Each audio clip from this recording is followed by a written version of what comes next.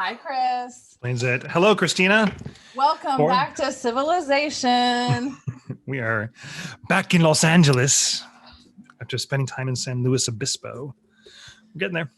Yeah, well, we welcome you back with open arms, and I'm really excited about today's guest. I have brought in my friend and neighbor, Whitney, and I'm really excited to see what happens here because you didn't even know her name until about 5 or 10 minutes ago.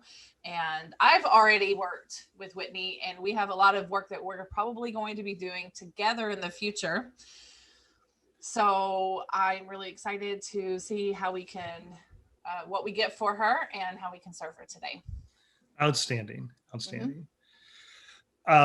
So the sense that I got right away was that you're very playful. And I tried not to be kind of colored by your sweater.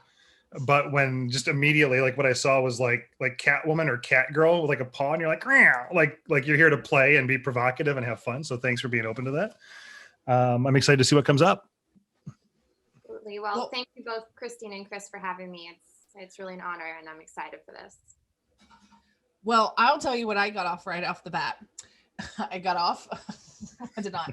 Hey, we're not going there. Yep. We're not going to. It took a turn. No, what I got right off the bat, I saw a hippo, and it was kind of a big, huge purplish hippo, and the hippo was just large and in charge. It was almost like cartoony, so it wasn't like a real hippo, but it kind of was in a way. It was like in between, and it was just so majestic and just like large in charge and like really holding like full space. And I actually saw your dog Griffey running around his feet. Oh, nice. Like, oh yeah, you know, like cheering it on. It wasn't like an enemy, it was more like a friend. And honestly, I think that kind of, now I'm thinking that might represent your presence or maybe what's coming forward for you in the future. But then I saw real hippos in a river in Africa, and you are in a boat in a big old hat watching the hippos at the same time. So we could probably explore that more later, or if you wanted to go in a different direction, that would be great too. And no, this jungle theme is really interesting because the tiger, so pre-Catwoman like opening thing was like that sort of thing. So that'll be interesting to explore for sure. Do hippos or tigers mean anything to you, Whitney? I actually have been, yes, they do. I often call upon like, I would say a guide of a panther. That really resonates. The hippo, I got nothing. Well, apparently I got something. So let me ask what that. Yeah, I am curious about it. Yeah.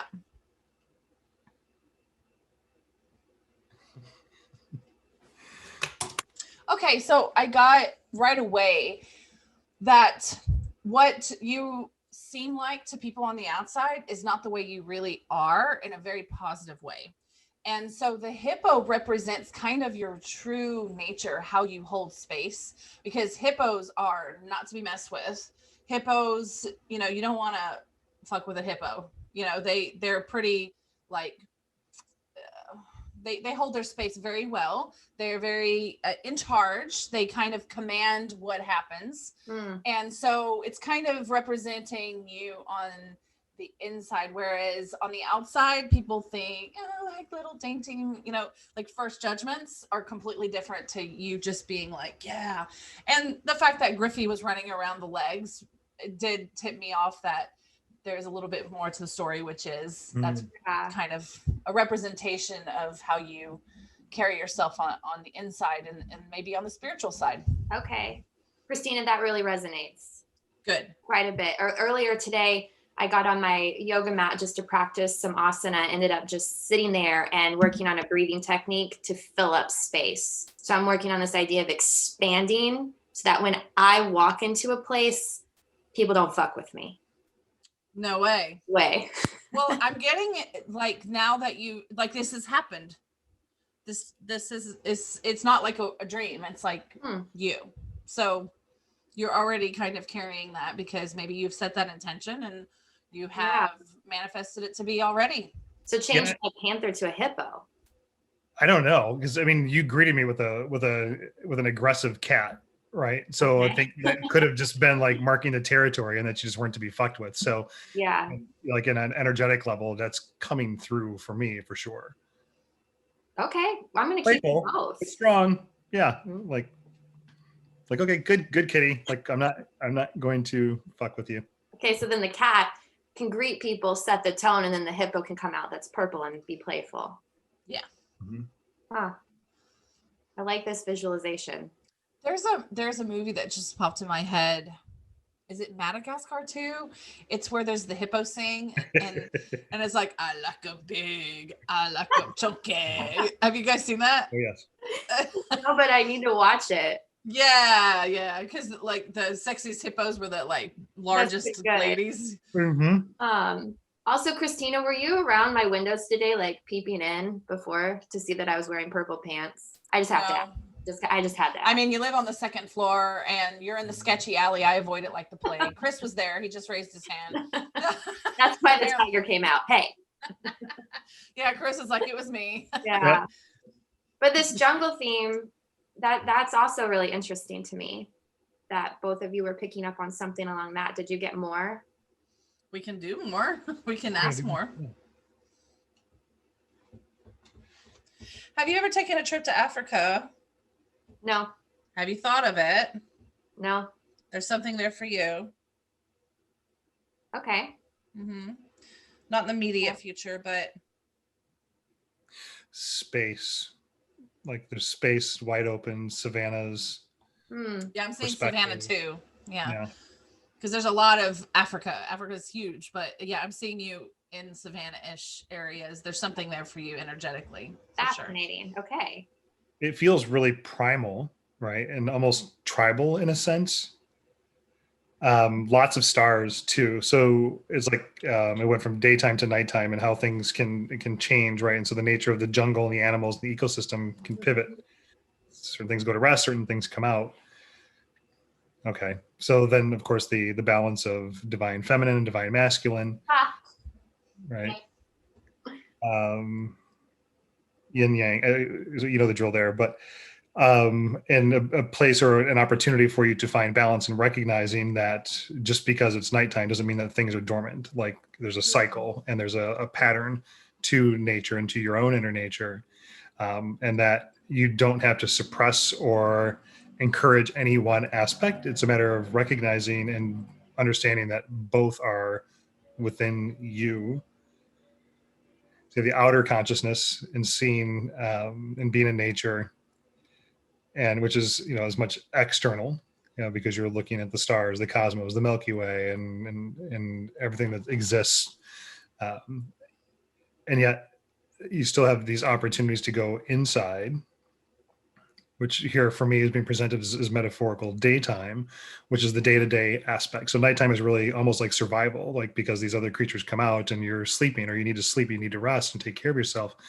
And yet it's a hard thing to do as a solo effort. It's much easier when you're in community and you're surrounded and protecting yourself, right? And you find your place in a group and in a community, and not having to necessarily be a lioness or someone, or I'm trying to think of an animal that just is a prey animal that is out there wandering around on its own. And yes, there's a place for that, but that doesn't feel like your place. So yes, you can of course go to Africa and experience this if that calls to you. But it is serving as a reminder for you to begin to recognize this balance and not suppressing or encouraging, but loving all of it, which is loving your own true nature as you begin to explore it even more so now. And as we're kind of coming out of this sleep over the next couple of months. Yeah, because that is so fascinating. And why I laughed when you said the feminine and masculine energies, because as you both were opening the records, I was over here writing to make a yarrow mist for my boundaries, but I also needed to make a blend to integrate my masculine and feminine energies. I was just like, oh yeah, I need to do that soon. So, that's something that I've been calling to my guides and asking for support on of how do I integrate the masculine energy without it becoming too much. There's almost like this fear of the masculine energy within myself. But then if I play just too much in the feminine energy, then what? And So how do you define masculine energy? What does that mean to you? I think I used to think of masculine energy almost as dangerous, too assertive, too forceful. But now I'm thinking more along the lines of, well, as Christina was saying, how do I be that hippo and take up the space, but also have that lioness or tigress or whatever come forth and be like, this is who I am. Do not mess with me. And also let me hold space with compassion for myself and others. So it's really that full integration. And it's a very odd dance that I can't seem to figure out. So you're a giver. Too much. Yeah, absolutely. Right. So then so how would you then, so if masculine energy could almost be dangerous, which is an interesting word, what does feminine energy mean to you? Feminine to me is more about the full surrender. So I've had this image come up lately, or not so much an image, just these words come up lately about clutching prana, clutching life and trying to control it so much that I stop life force from flowing. And so for me, that feminine is about releasing and trusting and allowing inner, guidance and intuition. I'm guessing, okay, how about this? Feminine energy is water. The masculine energy is fire. So integrating both of those together. And so at a personal level, if you have a tendency to give to where that's hurt you, right? And probably some very real ways. And yet you're aware of wanting to and being able to receive. How do you determine when it's okay to give now? That's a very beautiful question. Part of me is learning to tap in right around my solar plexus area. And if that feels peaceful, it's safe to give. If I start to feel any type of agitation in that area, nervousness, angst, if I get sick to my stomach, it's just like, this is not the time to give. And also, that being said, then there's this time and place where I have to fight against, well, is that your intuition or is that fear? Are you putting up blocks and boundaries that are unhealthy versus boundaries that are healthy? So it's this, and I do feel like that ties right back into the masculine and the feminine energy of knowing when to trust and surrender and when to be assertive and say no. Okay. And so what feels good to you? So leaving feminine and masculine out of it.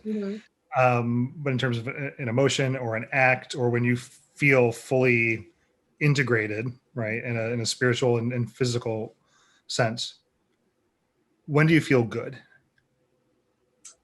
I feel good. I feel fully integrated when I'm in the woods and I'm barefoot in the woods or underneath a tree, sitting. Okay. Lots of green, lots of nature. Cool. So close your eyes. Okay. And I want you to take us to that place in nature, lots of green in the woods. I want you to describe how it feels. So I'm walking barefoot through a meadow. And up ahead, I can see a specific willow tree that I like to sit underneath. Okay. There's mountains to the left. There's a stream to the right. And it's very tranquil because you can hear the wind blowing, but it's soft enough that you can still hear the water. And it's almost as if as you get closer to the willow tree, it's just pulling you in, embracing me, and if you're with me, you're being embraced too in this, inviting to sit down at the base of the trunk and just connect. And there's something really powerful about sitting back, your spine to the trunk. And it's almost like the root chakra is then tapping down into the roots of the tree. Where do you feel it in your body? I do feel that in my root chakra. Okay. So coming back to how to know when it's okay to give, do you think you can use that same feeling and trust that experience, and as opposed to any sort of guilt or fear-based, and perhaps you're under or overreacting? Yeah, that's good. That would be really good. So if you feel that connection in your root chakra, and you can just close your eyes, go to the willow tree in just a moment, right? Where time doesn't necessarily exist. Be embraced by the branches and the leaves as they're falling over your shoulders and holding you. Mm-hmm. It's like, oh, okay. If it feels good, then I can give. Yeah, I like that a lot. That feels really good. Great tree. Yeah. Thank you. Thank you. So what would make this an interesting next 40 minutes for you? I'm pretty stubborn. And Much so I feel like my guides have been trying to tell me something, like a pretty hard lesson that I'm refusing to listen to. Okay. So. I immediately got the lesson is using your voice in the appropriate manner to speak to your needs. But I just heard you need to identify what you need to yourself. Oh, damn. Okay. I said I'd go anywhere in this conversation, so we're going there. Bananas. I didn't pick Chris. a word. Mulligan. Yeah, and it's one way of getting there is say, well, I don't want that, and I don't want that, and I don't want that. And so then the super conscious will just keep giving you more slides. Well, how does this feel? Whitney, do you like this one? No. Okay. Next slide, please. Nope. Specificity would be very helpful for you here. Okay. I do want that, or I want this, right? And being able to bring words and emotions attached to the words, right? Yeah. As a way of starting to get through the clutter of what you don't want. You probably at this point in your life have had enough of that. Like, okay, I'm good there. I don't need that. So let's get specific. Okay. What do you want? I'm getting the word self-authority. Just saying. Go ahead. What do you want? Self-authority. That's interesting. Someone told me recently, my sun sign is a Capricorn, and Capricorns get this bad rap all the time about being cold-hearted and, too hardworking and all this kind of stuff. And they said, why don't we flip the narrative on that one and allow Capricorn just to be like, you make the rules. And that's what it's about. You make the rules and everyone else can follow along. And that was kind of a freeing thing. But then it comes right back to this, like, what is it that I want? And like to be crystal clear on it. And for some reason, I want to divide it into like my personal life and my professional life. Sure. How I'm feeling with that. And I think I want to say professional first because it's easier for me to claim that. But I want my business just to be incredibly thriving, where I'm managing my time well, helping others, and providing the world with compassion and plants. So, and I want it to be my full-time thing, what I'm doing always, or until Spirit says on to the next. But it's all I want to do is just be in that role of a teacher of the healing arts. And then in my personal life, what I really want is just peacefulness, just in all my relationships and with myself. And one of the things I have been calling in is my partner and trying to connect with him. But sometimes it feels really daunting, like I'm never going to meet him, or maybe he's not a human anymore and he's in existence someplace. Some sketchy alien that just was popping through the multiverse. Like some Palladian or something, I don't know. Or a hippo. No. Hippo. Named Bernie at the zoo. Yeah. But calling those things in, it's hard because it does hit this point of as much self-work as I've done over the years since, I was divorced in my early 20s and did a deep dive into the practice of yoga and just kept going with it. There's still this feeling of unworthiness that comes up sometimes. And I'm getting choked up, but it happens. And so calling in like, hey, I want this, also means you have to do that shadow work. And damn, that stuff's hard. Well, I've gotten that you have been through a lot of learning and you have been through a lot of self-work. So you definitely should give yourself some compassion and credit there. But at the same time, before you even got a little bit emotional, it's as if they said, well, you know, when you were talking about dividing it to professional and personal, it's like, what do I want? I think the major, I don't want to say the word blockage, but what is kind of keeping you back is that you're attaching emotion to the desire or need.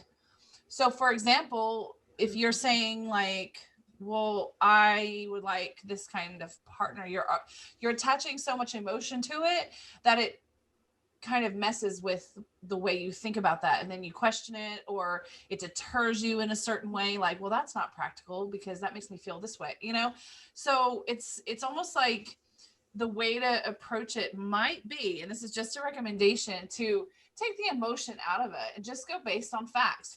I would like an emotionally supportive partner in my life who is this, and don't worry about, oh, I think they're gone, or don't worry about the scarcity of it, that they're not here yet, because that's messing with it, because already you're like, but they can't be out there, you know. So I'm like self-sabotaging on a With the emotion, yeah, yes, definitely definitely. self-sabotaging.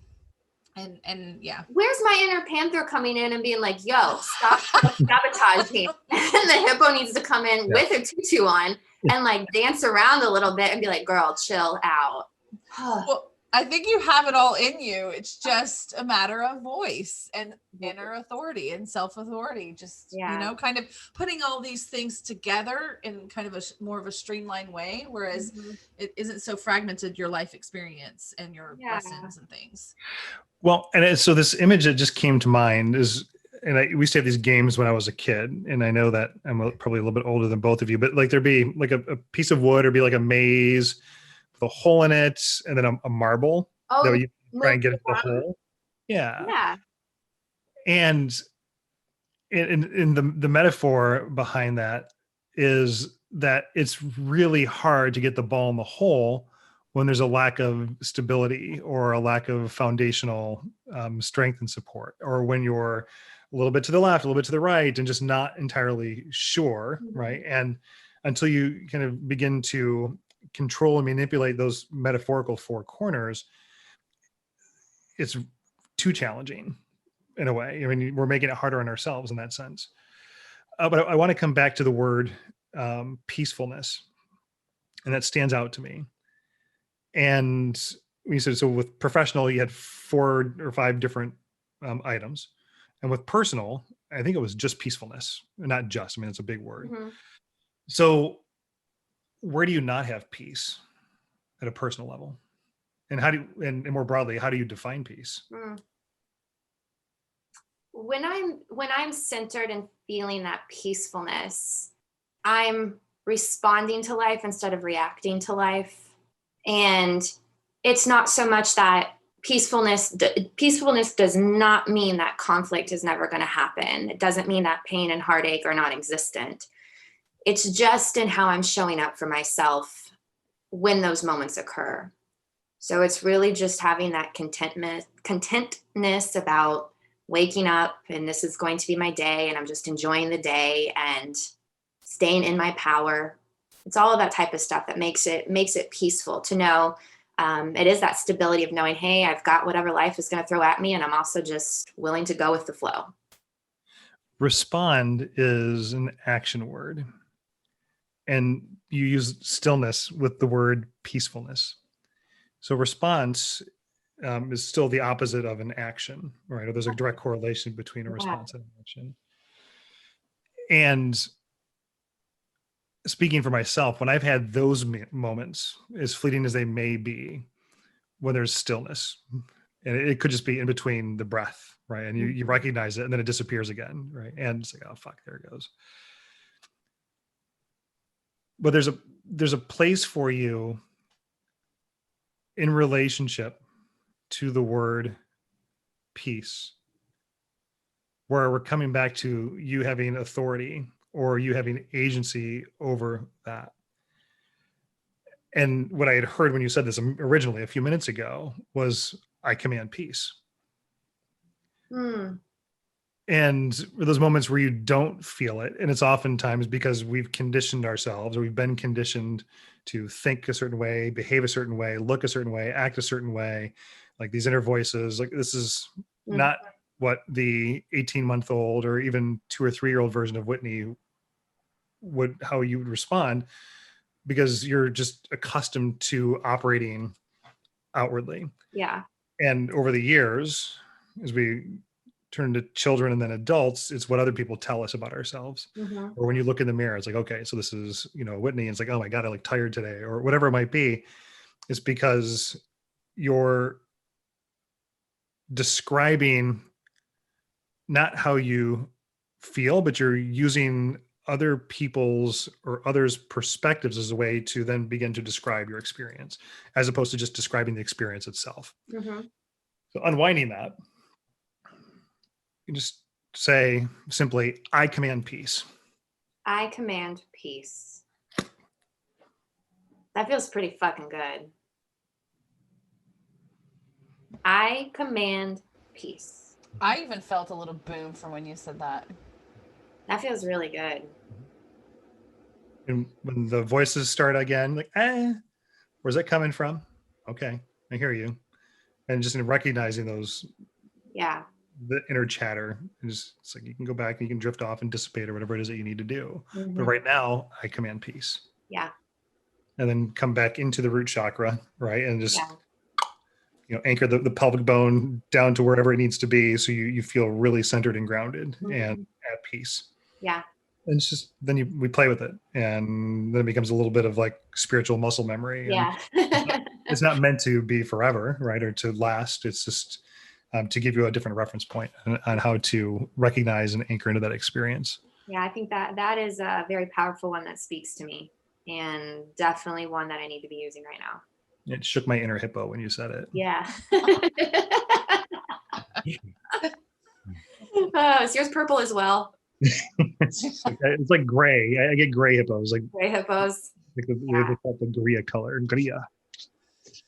Well, so while he was talking, it's been interesting to sit here with Chris here, which as I told you, I think before we even, decided to, or we were going to do this podcast, that I was most interested to hear what Chris had to say on everything. And he is just, he's doing his thing. He is on it today. Not that he's off it other days, but today I'm like, so I've just been kind of sitting here, which is great. Like quiet, like just enjoying the experience. So I get a little trickle here and there. One thing that I got when he was speaking was talking about kind of the inner peace. That's great, because it's good to have inner peace. It doesn't matter what's happening on the outside, you have it on the inside. But there's a little bit of a boundary nudge here for other people. So I was shown that you tend to take on everybody's stuff. And that's because you're a healer and you care about people, and it's your nature. And it's also kind of, and dare I say, a mixed up narrative, because there's this narrative that says you have to care about people. And how do you do that? How do you do that? Well, a lot of people say you must overgive, but in actuality, that is not a very kind thing to do to yourself. And it's not a very kind thing to do to them, because when you overgive, the person is not put in a situation in order to learn and solve things for themselves and to move forward, because they're kind of hanging out with you. So it's almost, and I say this with a recognition of your heart of gold, your intention in doing it. It's almost like you enable them a bit. Yeah, absolutely. So there's some enabling going on, because you're such a nurturer and you don't want them to suffer alone. You don't want anybody to suffer. So you take it on. So you take on everyone's inner responsibility. So then now you're carrying the extra load, right? So, and then sure enough, it starts to push out your own load. It's like, who's going to take care of me? Nobody. That's the answer I'm getting right now. There is nobody taking care of Whitney. And you're doing a great job. of swimming upstream at the moment, being Whitney, but there is going to come a point where you're going to want to be taken care of, you know, and you deserve it, and you're worthy of it, and you deserve it. And I think that maybe deep down, you know, already that this is what ultimately is the goal, but it's just people just keep jumping in the way, and you're taking them on. And so you're having extra weight, and you're just not really getting there more and more. So one phrase that I got was, I'm here to help, but I'm not here to solve. That in the fact that you view yourself as a tool for people, but not as the be all end all healer. Do you know what I'm saying? Because there are people have to meet you halfway. They can't just dump on you all the time. About themselves. And I feel like that happens a lot in your life with a lot of things. And so I'm here to help, but I'm not here to solve. And that's something that you can say in times when you feel maybe that you are being asked to be or even when you feel a little compelled to be overly involved and to internalize a lot of the things that people around you are going through. This is something that shows that you care, but it also, like, I'm envisioning yourself like in a bubble. It also kind of protects you in a way. It's like, I care, but I can't do everything. And what can I do for you today? Like, you want me to listen? You know, do you want me to? And that's just a personal thing. Now, professionally, of course, you are a healer, but that is also kind of the same thing where you're going to have to start to ask to be taken care of in your business. Does that make sense? Not in my personal life, yes. In my business, no. Okay. Let me clarify then. In your business, it's almost like you're still overextending. Yes. In the same manner. There, you need to start asking for energy in the form of money. And you need to really shift that mindset to be very proud of the things that you have to offer others, because it is amazing and unique. I also second that as a human, Christina, and I have used your products. But you have been generous in that respect. And there does need to be a flip of the switch to where you want to set a boundary. It's like, okay, you know what? Dare I say, no more freebies. You know, maybe you can give a discount to people, you know, and that might make you feel good. But you need to really step out. And you need to understand the worth of your products too, because they're an extension of you as well. I think everything you're saying hits home. There's so much unlearning I've had to do as an adult. My parents are both in social services types of fields, so it's just, I grew up looking at, like, you just help people at all costs. You help. That's what good-hearted people do. And other family dynamics definitely fucked me up in that regard of, like, okay, you just help everybody, be a doormat, it's okay. And one of the powerful things I did starting at the new year was I said, I'm no longer a healer. I'm not your healer. I'm not anybody's healer. Like, this was really powerful for the word for me. I realized, like, I am a teacher who works in the healing arts, and that's it. Because I feel like the word healer, people flock to it. It creates this very odd energy that when people know, oh, this person has healing tendencies, it's like, they're like, gimme, gimme, gimme, gimme, gimme. And I'm like, no, man, like, we're women or human. There we go. Just stay back, right? Like, stay back. This is not how it works. And then as far as in my business, Christina, so fascinating. This is why I changed the name of my business. I changed it from Green and Wild Wellness to Wild and Rooted, to play with the polarity of this idea of being free and being stable. It's also double entendre because WR is Whitney Renee, and I have a degree in creative writing, so I have to geek out. But it's a consistent reminder to myself that I have to stay rooted in stuff, but I can be free and I can be wild. And I realized when I changed the name, my shame around that business name just completely disappeared. And I started thinking, oh, you like someone texted me last night and said, oh, my neck's hurting. Can you give me neck exercises, yoga neck stuff? And I was like, sure. Do you want to pay me? And they texted back and they're like, well, no, I thought you could just give them to me. And I said, ask Dr. Google. There's so many great things out there.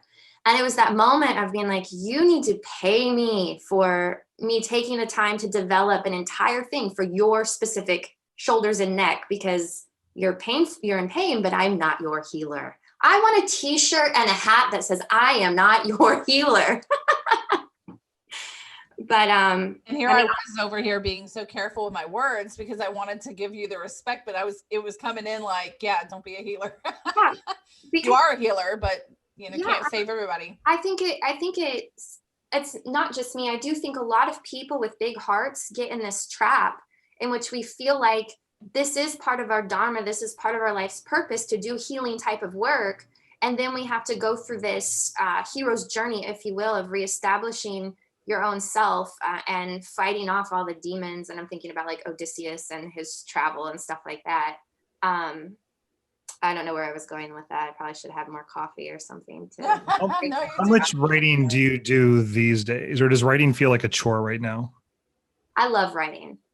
I absolutely love writing. So that's something I'm doing very frequently. Cool. Follow-up question. Uh-huh. When's the last time you took a holiday or went on holiday? I can't remember. Okay. Even what was known as the Christmas holiday was not holiday for me. Have you ever been on a holiday or taken a trip by yourself, planned by yourself, not where someone just didn't show up? No. Is that something that you're open to? Yes. Okay.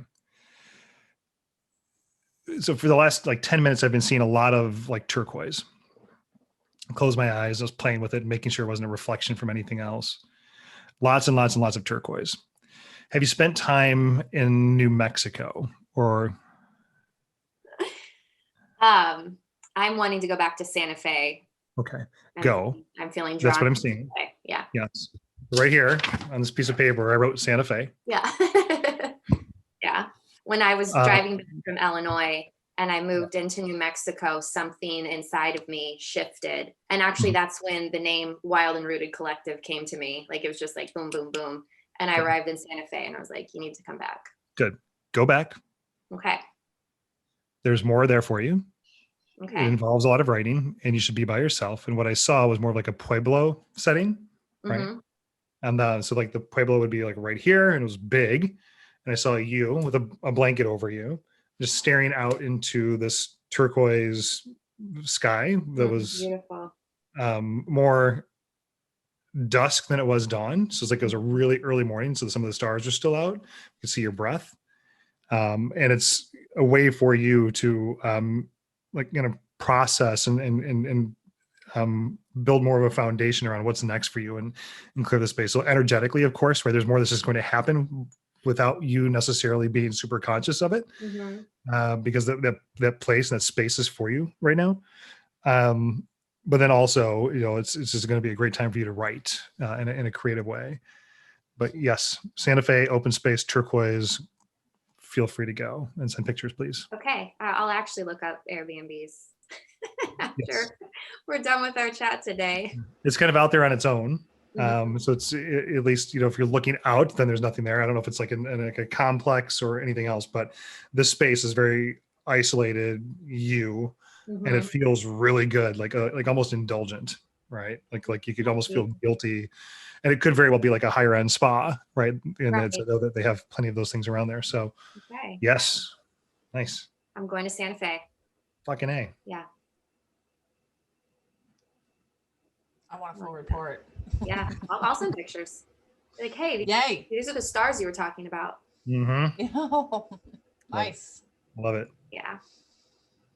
Now, if there's a hippo that runs in front of you at any point, then we'll know that it's getting a little bizarre. But no, it's like a little hippo statue or a painting. Yeah.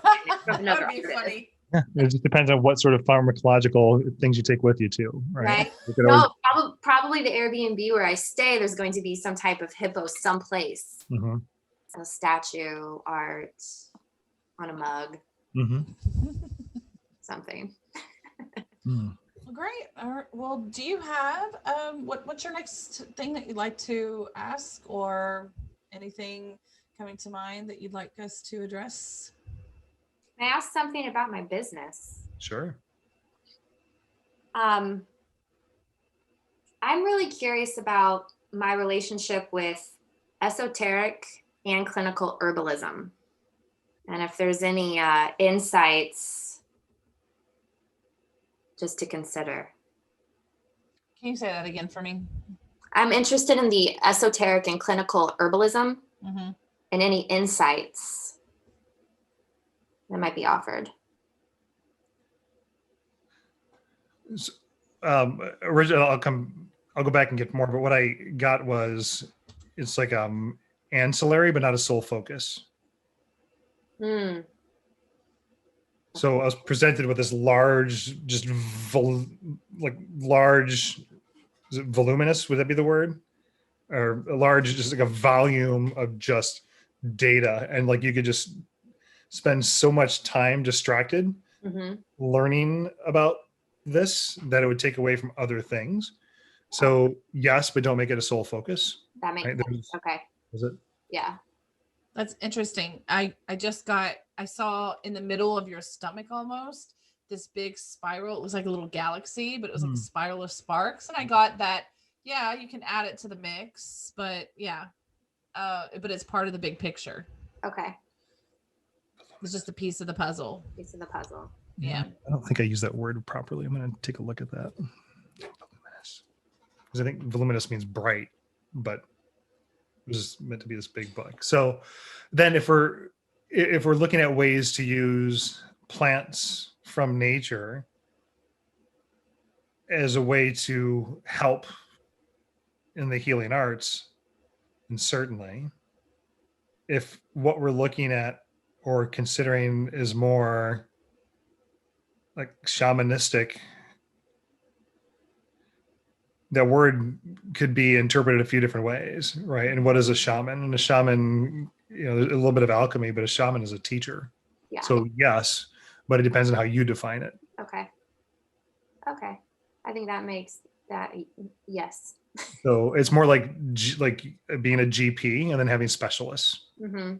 Like, okay, like I think this person would really benefit from something that has more mescaline in it. I'm just making it up, but you don't necessarily have to go run off into Mexico for a couple of years to learn how to work with that sacred plant, right? There are other ways, and then you're just coordinating and quarterbacking experiences for people that feels more appropriate and just a better use of your time. Yeah, that definitely does. I think that, and Christine's familiar with this, is that there's several healing modalities that I work in, and I am in the process of trying to figure out how they all come together, and if there should be a focus, right? If I'm supposed to be focusing here versus there, and my main focus is I just want to walk a spirit-led path, and so I'm always just I feel like this would be the opportunity to ask for those types of insights compared to, say, asking, my grandma or something like that. It's like I'm trying to think, which grandparent would I have? One grandparent who would have been like, hell yeah, right? Grab some of that Mexican cabbage, Chris. Have fun. You know the grandpa I'm talking about. Yeah, it's interesting. And so playfulness, and so part of that with the pharmacological aspect, right, the plant-based aspect, regardless of whether it's a hallucinogen or an herb, et cetera, but just with nature, is that you have a way of communicating, at a like an electromagnetic way with these plants, right? Or differently, we all do. Your skills just are a little bit more honed than the average hippo, right? So you like that? And so, yeah, and you can listen and trust, but then, what I'm seeing is like, or had been seen was like beakers and chemicals and experimenting and playing like, well, maybe this will work and maybe this will work. It's not, there's no ever arriving necessarily. It's meant to be experimental and to be a continuous experiment. not to where you're going to develop a line of 20 products and you turn into like the clinique of natural medicine, right? So it's always playing, fine tuning, iterating, and because everyone's different, everyone needs something different, which is in that sense more shamanistic than just being like a white girl in the hills who's able to give someone an experience for a night and then send them back home, right? Makes sense. Yeah. Because that never happens. Never. No. Okay. So what came up for me is that, I mean, you're kind of business wise, we're getting back to like the earthy business of money exchange. Okay. So what came up for me, and I'm just going to tell you exactly the scene that I saw. I saw you, obviously, Good. and some sort of assistant or two. Okay. Setting up at like a farmer's market or some sort of expo or something where the star is you, the other two people are there to assist. And it's like you have ways to get people over to have a conversation with you, because once people have a conversation with you and you start talking and they start talking about what ails them, you immediately just zoom in on what they need, right? I know that because you've done that for me too. But it's almost like there's like a blessing book. Come sign the blessing book. And once you get them over, because everybody wants to leave their mark on the blessing book, because you're going to have like your own ceremony later and give the blessings up, offer the blessings up. So people should sign it. But you also have maybe like a little, get your own blessing where you bring something to roll on them, and then that gets people over and it gets people talking. The assistants are there to help bring the people over while you start conversations with people. And once you bring them over and you start conversation with the people and you start asking them questions, people love to talk about themselves and they also love the thing that you do. And so kind of brings them to a point of being demystified in what they probably would need. So it's almost like you're offering the education for free. Like they can also get like a free consultation with you and you'll tell them exactly what they need. And then you say, well, I can make you this elixir, or I can make you this, and and I'll put all of those in there and I can get it to you by the end of the week. What do you say? Kind of thing like that. Yeah. But I saw that scene and I felt it was important to just tell you about that. And the most important takeaway for that is people. Being around people, which is going to happen soon, hopefully. I hope you're right. But once you're just out of the cage, and out in the open, that's where you can really start to connect. Yeah. That makes sense. So I had Christina was sharing that with you and I was like, well, what else? Is there anything else that she should hear in Whitney? It was slow down. Came through like really, really, really clear. And so I just checked in on that a little bit. And so when I hear slow down, there's like this, like with you and the business being ready to take off and two other people. So I'm balancing that conversation with what I'm getting. And it's more of like that inner chatter, right? And it's like, you feel like you always have to be doing something as opposed to just being. And I think that this does tie into you taking some time to yourself, even if only for a week, to kind of use that opportunity to anchor into what it feels like to slow down. And when I say slow down, could also be slowing down to speed up, right? And like in you developing a confidence and a routine around your competence and trusting, and where it doesn't feel like effort or maybe I should try this or try that or try this or try that. It's like call and response, right? Like Christina had said, where it's like, okay, so I actually know what you need. You trust it and offer it up and move on. And it's almost in that sense then, Whitney, where it's like a boutique and not trying to be everything to everyone. And there's actually probably more monetary exchange with you being a specialist in a sense, and instead of trying to have an offering for everyone, right? So this is an opportunity to then use that same exercise, and if it feels good, right, or trusting, and one thing that I do for myself is ask if it's for the highest good, right? And if it is, and like, and how does it actually make me feel energetically? And I've got my own cues around that. But you can do the same thing with these other offerings, right? It's like, oh, well, you should go write this and get your book out, whatever it should be. It's like, I don't know. Like, how does this fit in, right? It's, am I doing this because everyone's telling me I need 50,000 followers? I need to post 20 different stories a week and this, or is that taking away from the core of how I minister to people, right? And that's, slow down. Slow down. Yeah. Soul level heard. Yeah. I got something very simple, which is to show or tell yourself that you love yourself at least once a day. I like that one too. That one's powerful. That one's good. Well, I think we have come to the end of our time, and I must say, Whitney, I've really enjoyed today, but before you go, I would love for you, because we've been talking about your business. Yes.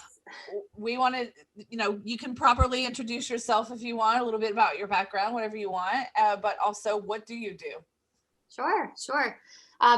Well, I am the creatrix of Wild and Rooted Collective. So right now it is just me as the teacher in there, but the importance is that it's a collective. So I will in the future be bringing more teachers on to be able to offer their modalities. So we're looking at complementary alternative medicine. And right now I am offering donation-based online yoga classes. And soon we'll be having recorded yoga and meditation classes for individuals to access whenever. And then I also make botanical products. So these are really wonderful. These are essential oils. I'll be working with other types of herbs to make teas and tinctures.